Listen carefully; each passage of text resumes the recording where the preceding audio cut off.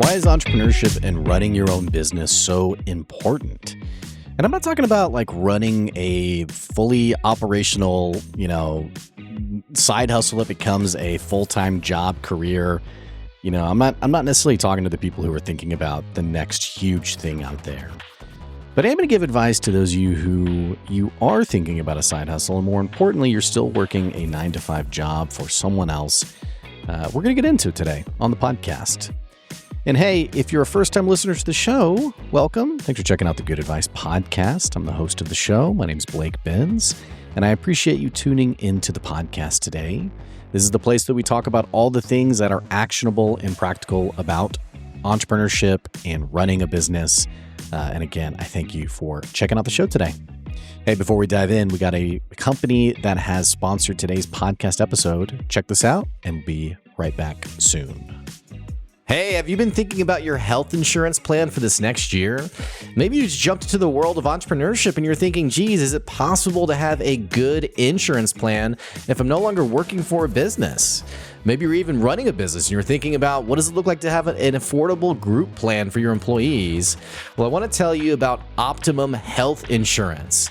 This is a customized healthcare plan for you and your family, and since 2018, they've been helping people get awesome, affordable healthcare coverage for really nothing at all. It's easy, it's hassle-free, and frankly, they're different from the big insurance companies that you might talk to. And crazy enough, you might even be paying less than what you've paid at a previous job when you were on some company health insurance plan. If you want to find out more and save money on your health insurance, you absolutely need to go check out OptimumHealthInsurancePlan.com. That's OptimumHealthInsurancePlan.com. That's today's sponsor. Enjoy this episode. So I'm doing today's podcast episode. A lot of the advice that we talk about on the show is designed for full-time business owners, people who've been in it for a while, who, a lot of the topics that come up on the show are sales, customer service, hiring, all the little nitty-gritty things that people don't always talk about. Frankly, a lot of the content I see out there on entrepreneurship or running a business is what I would call aspirational or inspirational content. It is a lot of content around your belief system and there's nothing really wrong with these things. I just think that sometimes it's not always as usable and practical as we need. You can read all the different books you want on the importance of believing in yourself and resilience and getting after it. And again, there's nothing wrong with that kind of content. But I do remember when I was first starting my business, I remember seeing a lot of content like that and thinking, okay, great, but how do I send an invoice?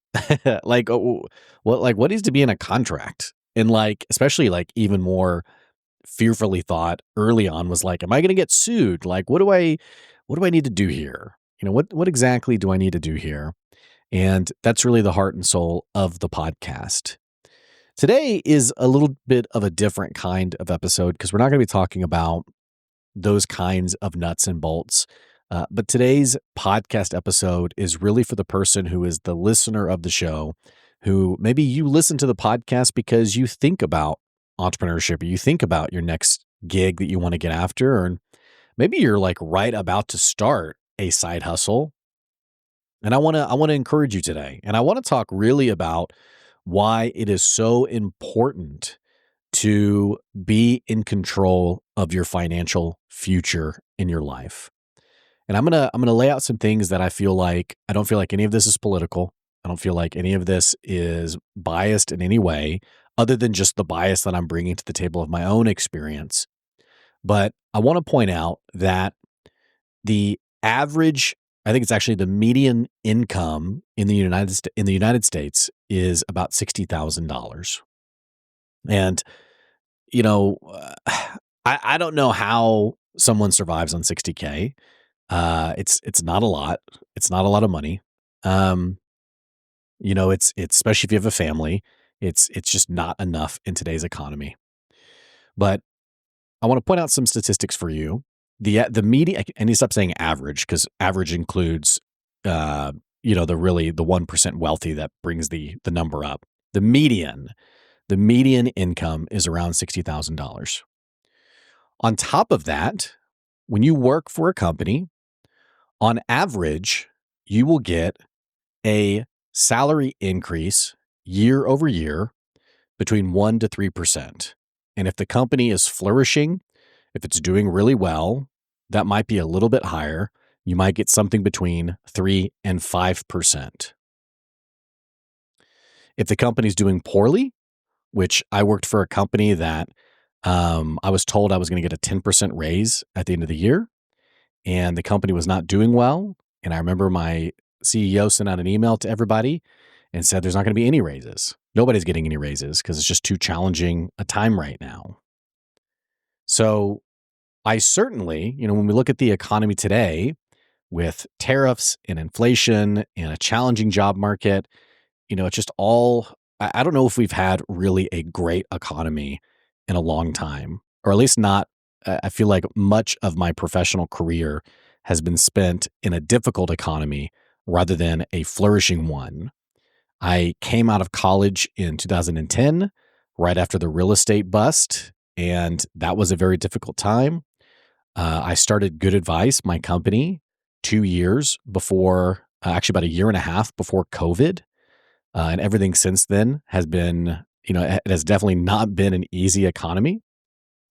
And what I can tell you is that it is far more normal for companies today to withhold raises and salary increases and what have you.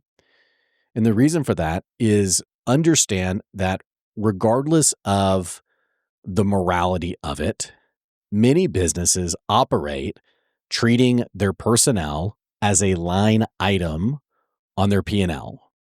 They treat it as uh they which they wouldn't even use it there, but they treat their expenses regarding their staff and their team and what have you as an expense that they want to keep as low as possible, similar to how we treat every other expense. I think this is a little bit of human nature. Again, I don't want to imply anything like morally evil about this or nefarious. It's just how many businesses operate. And it's rare, it's not normal. It's rare when a company sees it differently. I've talked about very successful companies in the past where their founders, the way that they approached teamwork and their personnel and what have you. I gave an example of a German company that became very successful, and the owner purportedly said, I am wealthy and successful not because I paid my employees so little, but because I pay them so much. That is an exception. That is not the norm. It is not how people typically approach these kinds of conversations. Um, you know, Separately, hang on. All right, sorry. Uh, separately, it's man, I'm gonna just totally repeat myself here. It's just a crazy economy. It's just a crazy economy, and you just can't trust your financial future in the hands of someone else. And I've had to have this conversation a handful of times over the years. I think a lot of times we think, oh, my boss is not a horrible human being. But at the end of the day, companies will make the decision that's in their best interest, even if they love you, care about you, want what's best for you, what have you. You just have to understand that. You are blissfully naive if you don't understand this common truth that a business will do whatever it needs to do to survive, even if that means letting you go. I've had hard conversations with people who were like, well, I've worked here for 10 years. I've worked here for 15 years. Like they love, they would never replace me. And then it's like, oh, wow, they did. Goodness. So the point of today's conversation is really not to be on a soapbox against corporate America or what have you, but it's just to understand that nothing will ever compare to you being in control of your own destiny. Nothing will ever compare to you being in charge of your own finances. Now, this is not to say that the path of entrepreneurship or a side hustle or what have you, that it is an easy path. It is not to say that there is easy money to be made doing it. However, I do think there are people who are out there who are understanding just the incredible value of working a job and having a side hustle. And that's really honestly my message to you today, is to have something. Have something. And more importantly, work for a job that is okay with you having something. I have heard about bosses who find out that their employees are doing something on the side and they want to fire them, or like these are the businesses you want to avoid. But have something on the side that generates you a little bit of money each month and each year. I have a friend of mine who works for a company. We chatted. He was starting a business, an advertising business on the side. He put, I think, around $6,000 or $7,000 into it, and he's going to end this next year. I just had dinner with him. He was telling me that he's going to end this next year around $50K in revenue. Can you imagine adding $50,000 to what goes in your pocket, especially if you're that median who makes $60K a year? Can you imagine almost doubling that, the options that would open up for you? And this is really not anything about, the pursuit of wealth or, it's not like there's anything wrong necessarily with whatever dollar amount of money that you make. But what I have learned is that money is a generator of so many pathways, so many options in your life. It just is. It just is. And this isn't anything about, it's not anything about being money hungry or money grubbing, or anything like that. It's just understanding that even the people who are kind and caring, at the end of the day, they will not care about your well-being as much as you will. This is especially true if you have a family, if you have kids, if you have a spouse, whatever your family dynamic looks like. No one will ever care about your family as much as you do. And you've probably heard the old adage of no one will remember how many hours you worked except for your kids. It's very true. It's very true. You're not going to get a plaque. You're not going to get you will at most probably get a pat on the back. But these things are all about inputs and outputs. Companies are thinking about outputs. How can I increase my output? How can I get team members to increase their inputs? That increases then my output, or the output of revenue for the business. So understand, and I think the reason I'm talking about it a little bit unemotionally is because it just is what it is. There's nothing to be mad about it, nothing to be bitter about it. It just is what it is. It just is what it is. So you in turn need to have something that's getting you a little bit of cash on the side, especially because you never know what tomorrow holds, whether that is a reduction in hours, whether that is, hey, sorry, there won't be any raises this year, whether that is, God forbid, being laid off in a difficult economy.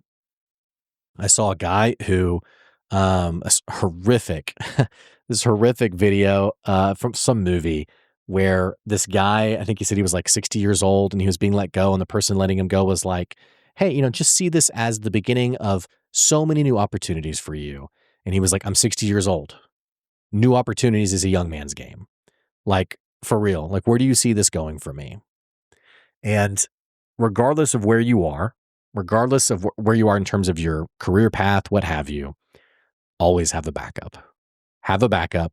Have some ways you can make money on the side. Now, you might be thinking, okay, what would that thing be?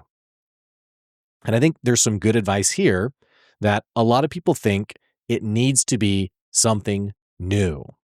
And especially for, you creative types and those of you who are very aspirational, I have had endless conversations over the years with people who say things like, it is Amazon, but better. It's Walmart, but better. It's Uber, but better. And they name some massive billion, $1 trillion company.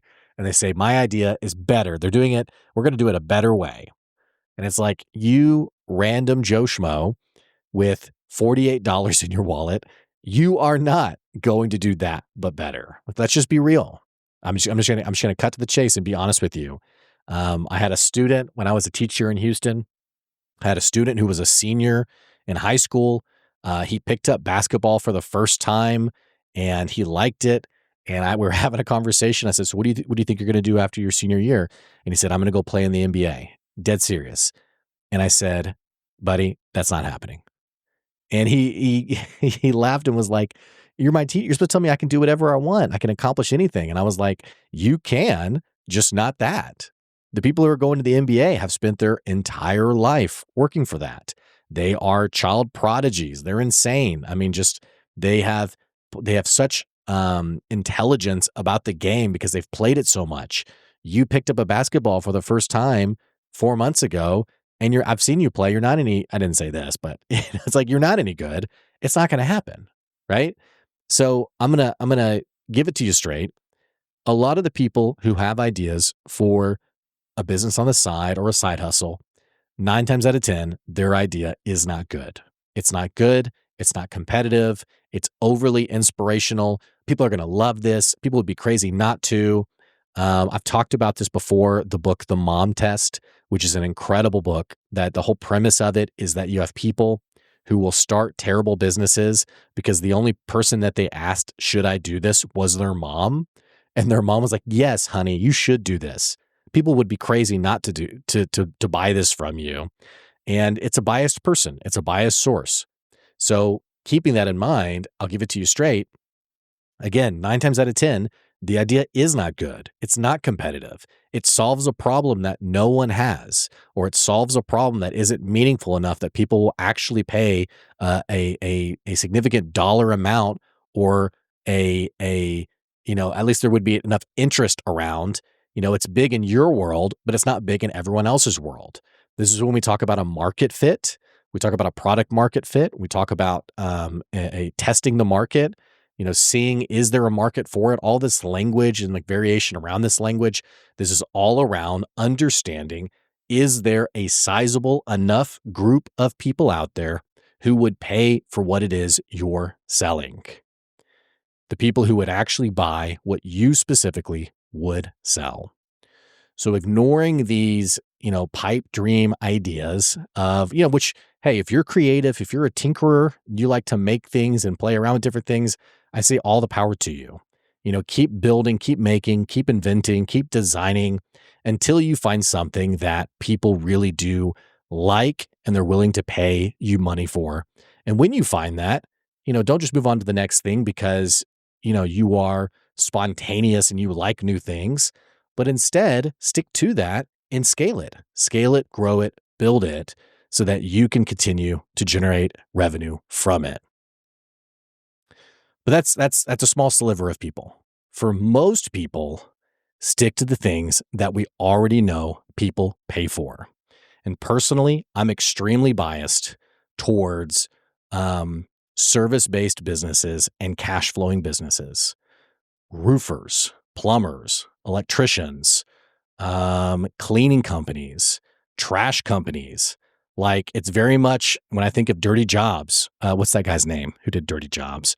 I'm so sorry. I can't think of his name. You guys know it. The guy did dirty jobs, like these things that they're not sexy.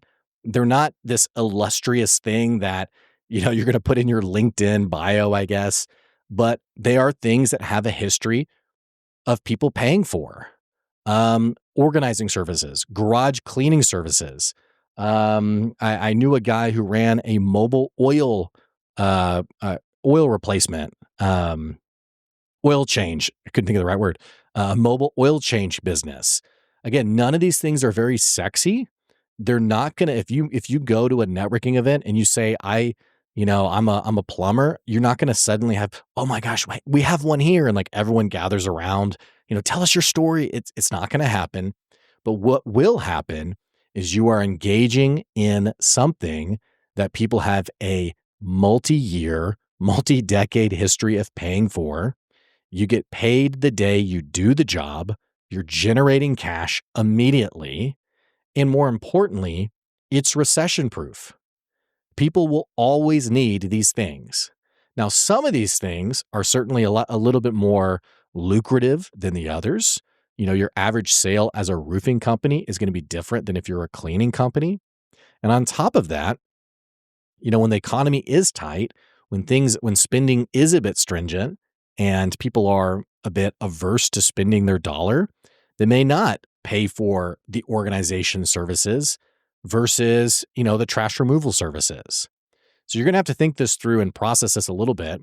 But point being, pick something that you have.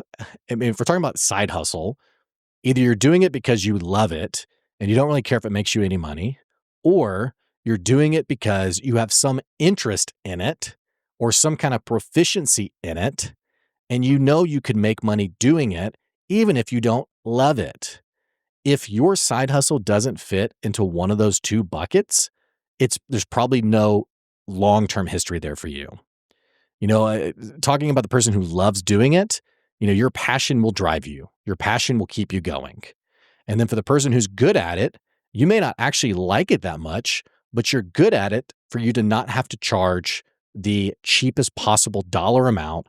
I talked to a guy who was a master electrician, and he did it for 30 years, and he wanted to do something else. And it was like, I mean, you can do something else, but man, 30 years as a master electrician, like that's a pretty, that gives some weight behind your services compared to the average Joe Schmo. But regardless of what you do, regardless of what it looks like, I would say do something. Do something. And more importantly, don't worry about what other people think, the haters. There's just always people out there who will question what you're doing. They'll downplay what you're doing. They'll say, "Are you still doing that thing? You still that little thing you see?" I've done Good Advice full time for 7 years, and are you still doing that thing? Yep, still doing that full time career. Yes, I am. So people will still talk to you that way. They'll downplay it. They'll say, "Oh yeah, you just do like that little, the little thing, right?" And you're like, "Yeah, it gets me 30, 40 grand a year. What have you done lately?" So don't worry about, and I mention this because I've heard people who are a little bit insecure about it. They're insecure to talk about their side hustle because it's not a big thing, as if like there's something wrong with it. And like, not all things are made for the same outcomes. The business that generates $200,000, $300,000, $400,000 a year may not be the same kind of business that generates 20 or 30 or 40 grand a year. And that's okay. That has to be okay. There has to be nuance around this instead of assuming that one has to be like the other. So run your side business, have your side business, own it, talk about it, and grow it, and enjoy the perks of having some cash on the side, especially when the economy is insane. I point this out particularly because I went out to eat with a friend of mine this last week, and like all of the sandwich place, actually it was a barbecue place, which prices are always going to be high. But looking at the sandwiches, $17, $18, $19. And I just thought, dude, I remember 15 years ago, the sandwich prices were like $7 because I worked at a deli, bakery, and sandwich shop. It was like $7, and it was a big deal when we went up to $8. Like we had a couple, we didn't go from 7 to 8, but like I worked there for a few years and we eventually like raised some prices. And I remember that was a big deal. Prices are over double what they were back then. So, man, you got to be in control. You got to stay in control of your revenue, stay in control of your income, the money going in your pocket, because again, no one else will care. Hey, that's today's Good Advice podcast episode. I appreciate you tuning into the podcast today. Thanks for listening. And by all means, if you're a first-time listener, what are you waiting on? Click that subscribe or follow button so you can keep getting good advice wherever you are. And for those of you who support the podcast, thank you for the businesses who sponsor the podcast, including the business who sponsored this episode. And also those of you who are on our Patreon, who are paying the $5 a month to, it's inflation proof. I'm thinking, man, we've had the Patreon for 5 years, I think. It's always been $5 a month. There you go. It's inflation proof. You're basically buying me a cup of coffee, or it was a cup of coffee. Now it's like 3/4 of a cup of coffee, I guess. But anyway, check out the Patreon if you want to support the show that way. All that to say, I appreciate those of you who've listened to the podcast long term, and for our supporters, thank you as well. That's today's good advice. We'll see you later.